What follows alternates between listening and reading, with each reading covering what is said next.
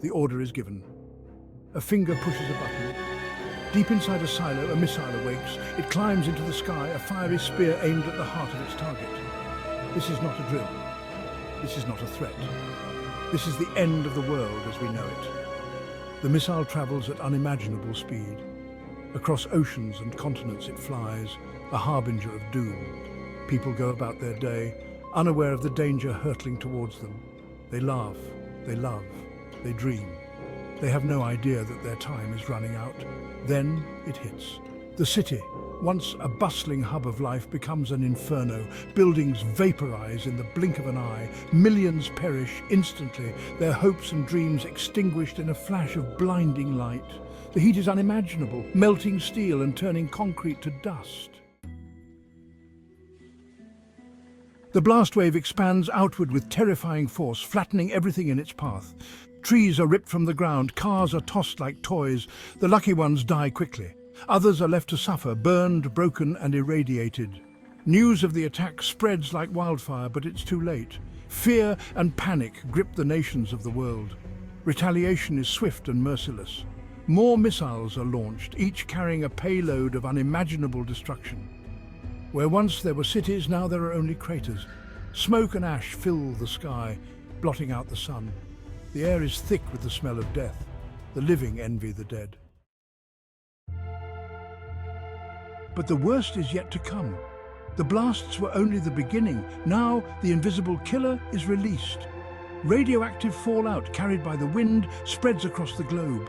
It contaminates everything it touches, the water, the food, the very air we breathe. People huddle underground in shelters and basements, desperate to escape the invisible poison. But for many, it is already too late. They begin to sicken and die, their bodies ravaged by radiation.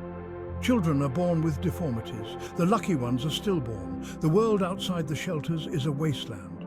The once vibrant ecosystem is collapsing. Plants wither and die. Animals sicken and perish. The very fabric of life is unraveling. A world unraveling. Governments collapse. Communication networks fail. Transportation grinds to a halt. The infrastructure that once sustained civilization crumbles into dust.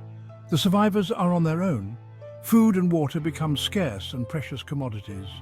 People fight and kill for scraps, their humanity eroded by desperation, the strong prey on the weak. Trust is a distant memory. In the shelters, hope begins to dwindle. The air is stale, the food is running out, and the constant threat of radiation hangs over them like a shroud. The lucky ones die in their sleep, the others pray for a swift end. The slow death? Years turn into decades.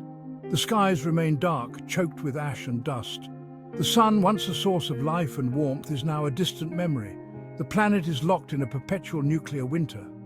The survivors, hardened by hardship and loss, cling to life in scattered enclaves. They struggle to rebuild, to cultivate food, to find clean water, but the odds are stacked against them. The radiation continues to take its toll. Life expectancy dwindles with each passing generation. Genetic mutations become more common, a cruel reminder of the folly of our species.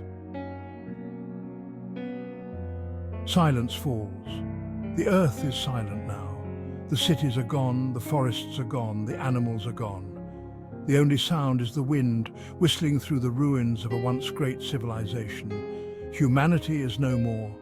Our legacy, a cautionary tale etched in stone and ash, a reminder that even the most advanced species can be brought low by its own destructive tendencies.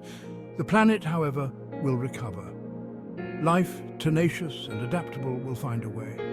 But it will be a new world, one without us, a world forever scarred by the memory of our passing.